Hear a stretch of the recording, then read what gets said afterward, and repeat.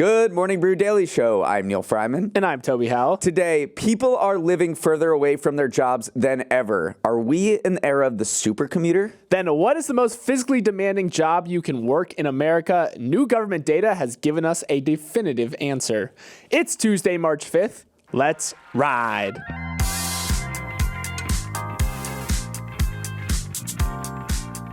Bitcoin is currently sitting at $67,000 a coin, getting closer and closer to all-time highs, which means that another asset class has also come roaring back: meme coins. These are cryptocurrencies which combine silly little pictures of animals on the internet with some unbridled financial optimism to produce multi-billion-dollar market caps based mostly on good vibes. Neal, what are some meme coins that people should know about? The ones I've been tracking, Pepe, which is a token based on a frog meme, is up 245% in the last week and setting record highs. The coin Bonk is up 184% over 7 days. And my personal favorite, Dog with Hat, which is just a dog with a hat, has jumped 220% to a market cap of 1.8 billion. Meanwhile, the OG Dogecoin is also climbing after hitting rock bottom following Elon's SNL hosting gig. It looks like meme coins are coming back, but we should warn, these things are not based on anything except vibes and memes, so they can crash at any point. I commend you for getting through that whole spiel with a straight face, because saying dog with hat, that's W-I-F, not even W-I-T-H, so very funny. It is insane living through a few of these cycles at this point.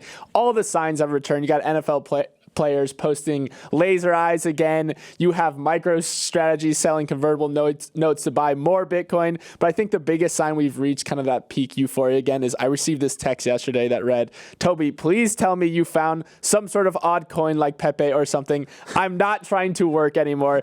I tell them I'm just a humble podcaster, not a financial advisor, and just move along, please. But yes, expect your relatives to start texting you about Bitcoin. I think that is a sign. That is definitely a sign. All right, before we jump into our show today, let's hear a quick word from our sponsor, Factor.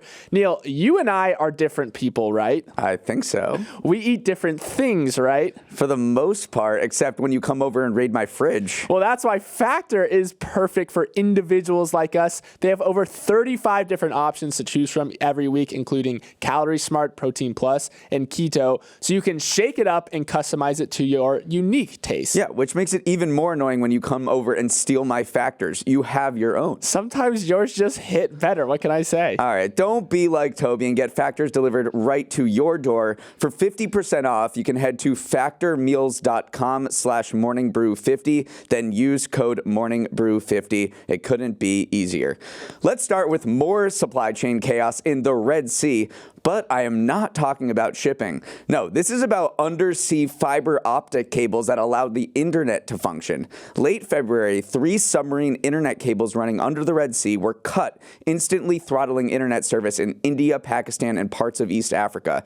Yemen's Houthi rebels have been attacking cargo ships in the area, so the focus has shifted on potential sabotage by them, but it's not clear yet what happened, and the cables could have easily been damaged by a ship dropping anchor as well. Whatever the cause, the incident highlights how the internet, which we often consider to be this intangible network that exists in cyberspace, is actually enabled by physical cables laid all over the world that allow data to travel across continents at lightning fast speeds. And just like the Red Sea is a bottleneck for ships carrying goods, it's also a bottleneck for cables carrying data. 14 cables currently run through the Red Sea, transmitting over 90% of communications between Asia and Europe. And if something happens to them, financial transactions would be complicated, Zoom calls between London and Hong Kong would glitch, and overall connectivity would slow down. Yeah, the first thing I thought of when I heard this story is, wait a minute, what about Starlink that we've heard so much about, these satellites in orbit? But despite the hype, physical subsea wires are still do the yeoman's work of transporting internet data.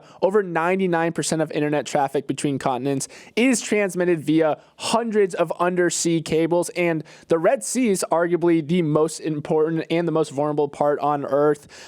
It is such a great place to lay internet cables, not only because of its location, but it's also relatively shallow, so it makes the actual process of installing them easier. So this is a choke point that you don't think about because it's literally underwater, but it is very important. Right, and it actually dates back to 1870 when the British Empire wanted to establish telegraph connectivity with its colonies. They laid these undersea cables for telegraph connections to be able to go from, Britain to India and other parts of its empire.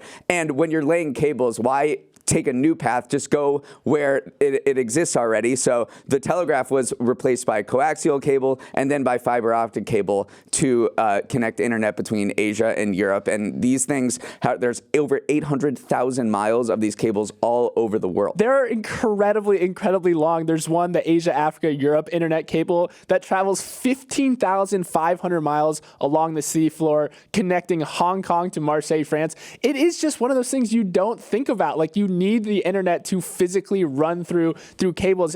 To us, it's so intangible, and it feels like it should travel via satellite, but it really is these cables that are doing a lot of the work.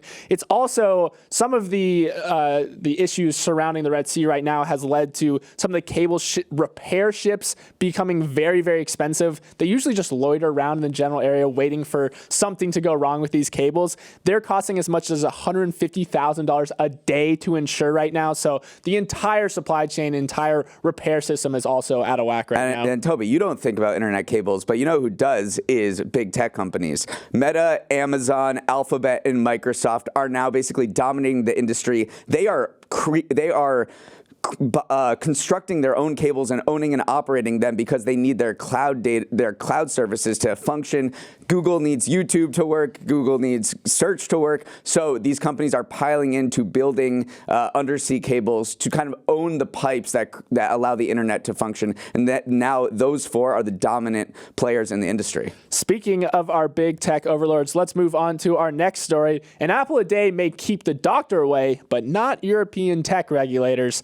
The executive arm of the EU announced it was hitting Apple with a nearly $2 billion antitrust fine for setting unfair rules and abusing its dominant position in the music streaming market. This mammoth-sized settlement dates back to a complaint filed by none other than Spotify, who said that Apple's App Store rules prevented it from communicating with its users directly in the Spotify app. For instance, if Spotify wanted to tell you how to upgrade or promote its new subscription, it couldn't do it within their own app per Apple rules. So understandably, Spotify is pumped with the ruling, saying that it would lead to changes that would address Apple's, quote, long-standing unfair practices that led to users paying more for subscriptions than they needed to. Apple, also understandably, is not happy at all. They issued a response saying Spotify is just trying to, quote, rewrite the rules of the App Store to gain a competitive advantage. Two things that stood out to me about this case, Neal. One, just the sheer size of the settlement. It's a lot bigger than even most antitrust experts were expecting. And two, Apple's walled garden is suddenly getting hammered on all sides. It is, and the EU has a lot to do with it. This competition leader, Margaret Vestager, just hates big tech companies. I mean, it's very clear. She makes this very known. She thinks they've got way too powerful, that they're violating all sorts of antitrust policies, and she's cracking down. Apple's fine was the first for Apple from the EU, but not even the biggest that the EU has handed out to American big tech firms. There were two bigger ones that went to Google over the past few years. One, a 4.3 billion euro fine, and another a 2.4 billion euro fine. This all is a huge swirling mess for big tech companies that are actually having to adapt their policies to address what is going on in the EU. Yeah, the new thing that is happening in the EU actually this week is the Digital Markets Act takes effect.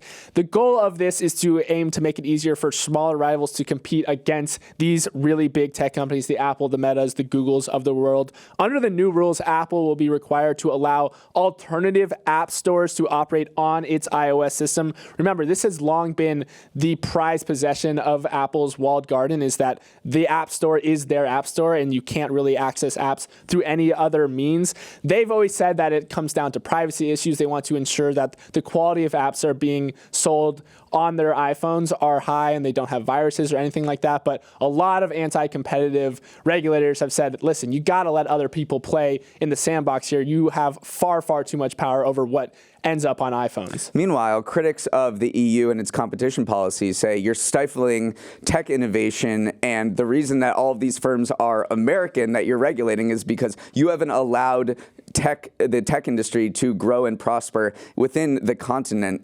So that may be another angle here too. All right, moving on. Whole Foods said yesterday that it's opening a new type of store in New York called Whole Foods Market Daily Shop, which range from 7,000 to 14,000 square feet and serve the grab-and-go needs of hurried urban customers. What is this?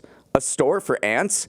Yes, actually. Regular Whole Foods stores are at least 3 times bigger, but the grocer's foray into more petite locations is not unique. Whole Foods is part of a wave of retailers that think size doesn't matter. Last month, both Macy's and Best Buy said they're trading in the big box for a smaller box with plans to open smaller format locations across the country. And Nordstrom, Target, Kohl's, and more chains are scaling back their huge stores that have typically anchored malls and focusing on expanding more compact and efficient stores. Overall, the average store size in the U.S. is the smallest it's been in the last 17 years. Toby, what is going on? I think customers are just using stores differently these days, whereas before you wanted to go to a big box retailer both for customer or product discovery, like literally wandering the aisles was how you came across new products. That has completely shifted these days. You don't browse the aisles anymore. You browse online and then use maybe smaller stores to go pick up the items that you ordered or check in and see, maybe try on a product in person or something like that. So I think that you still want stores nearby and accessible, but you just don't need as much overhead anymore because you're not discovering products there anymore. You're discovering them online. And I think overhead is probably the biggest factor here. Rents are skyrocketing, so smaller stores means you're paying less in rent. And then also there's labor shortages in retail. If you have smaller stores, you need less people to work, fewer people to work there, and that also costs less. So I think just retailers are also trying to cut costs, and smaller stores help them do that. I'm really digging the IKEA model as well, because IKEA is known for their gigantic furniture stores, but they've also opened at least 26 mini stores, which is some just for picking up orders and others that resemble just showrooms, because again, there is some value to seeing a physical object in person that you don't get online. Furniture is one of those things that you do want a sense of how it's actually looking and the size of everything. So IKEA is kind of staging exactly what their customers want, which is a place to pick up their stuff, a place to see the furniture without some of the gigantic footprint that IKEA is known for. And one final wrinkle of this that may be surprising to people, because Whole Foods is opening up its smaller stores in cities, and you might think that cities would be the primary location of these smaller stores, but that's actually not true. Retailers are opening up smaller stores mostly in suburban areas where people are moving to, and it's an ability to get into secondary, tertiary markets with a smaller location where you can be a little more flexible. If it doesn't work, it's easier to close down. If it does work, maybe you can expand. So it's just a great way to test whether your products work in new locations. All right, before our show gets shrunken down into a smaller footprint, let's take a quick break. I know many of you are listening to us on your commute right now, so I cooked up a Toby's trend that is right up your alley. So grip that subway pole, fasten your seatbelt, and settle into your train seat as I, a much too online Gen Zer, educate my wise beyond his years millennial co-host Neal about a recent trend I've had my eye on. The trend I want to talk about today is the rise of super commuters. These are the people who are loosely defined as spending at least 3 hours traveling to and from the office each day. It's actually not as insane as it sounds. Let's go back to the pandemic when lots of people packed up shop to move to quieter, spacier places while holding on to their big city jobs due to the rise of remote work. As a result, according to a new study from Stanford economists and payment provider Gusto, researchers found that many Americans live roughly twice as far from the offices as they did pre-pandemic. Combine that insight with the fact that employers are calling people back to the office, and you get this growing niche of super commuters employers willing to drive or even fly into the office in order to get the best of both worlds. Reading some of these commutes, Neal, insane. Someone is flying from Iowa to San Francisco. Another is commuting into Manhattan from Cincinnati. Suddenly, our morning routine doesn't sound all too bad. No, it's insane, but when you hear interviews with these people, they justify it by saying, I can get a big house, raise my family out in Iowa or in Cincinnati, and flying these days is just not that terrible. You can get from Cincinnati to Newark in an hour and a half, and so they do the math in their head, and they're like, maybe this works. This is definitely not for everyone. There's a very specific type of person that is a super commuter, but in the age of remote work, where you only have to go in the office a few times a week, or maybe just once a week, or maybe once every 2 weeks, then it could work for some people. Yeah, if you do the math and you have to come to the office 3 days a week, which is kind of the standard for hybrid employment these days. If your original commute was 10 hours a week, which is 1 hour each way, 5 days a week, you can now live 40 minutes further away and still travel the same amount for work. So again, on surface, it sounds just absolutely insane to do something like this. But if you start doing the math both financially too, paying Cincinnati rent is surely a lot less expensive than paying Manhattan rent. And so if you factor in the ticket costs of the airplane as well, sometimes the work even pays for your commutes. And it starts to make a little sense. All right, Toby, so where are you moving? I don't know. Where have we said that we're going to move? I think North Dakota was on the list. Or Northwest Arkansas. Or Northwest Arkansas to Newark. That might be a little bit of a stretch, but I'm kind of on board with the supercommuter here. Yeah, and this is not available to everyone. This is a very specific type of person. It is the remote hybrid worker. It is also largely concentrated among people who earn more than $100,000. For people who earn under $50,000 a year, their average distance to work has not budged at all in the past few years. Plus, it is focused on millennials with young children, those people 30s, 40s looking for a bigger home where they're raising their family. Yeah, really quickly, the winners and losers here. Big cities that accommodate the needs of these people who love to work like this, they're going to win. The losers might be the mid-tier cities like the Clevelands, the Syracuses of the world, who have long been kind of these regional hubs, but are now losing some of the people to the tier one A-list, I don't want to say A-list cities like that. So, of course, there's always winners and losers whenever you analyze a trend like this, and some smaller cities might be on that loser list. And it still shows how the pandemic is really upending the economic geography of the United States. Okay, they promised us flying cars, and turns out they may have delivered a flying car. The SpaceX-backed startup Aleph Aeronautics claimed yesterday that it has 2,850 pre-orders for its Model A, a car that can drive and, yes, also fly. Since the Model A costs $300,000, that means this company has a total order value of over $850 million.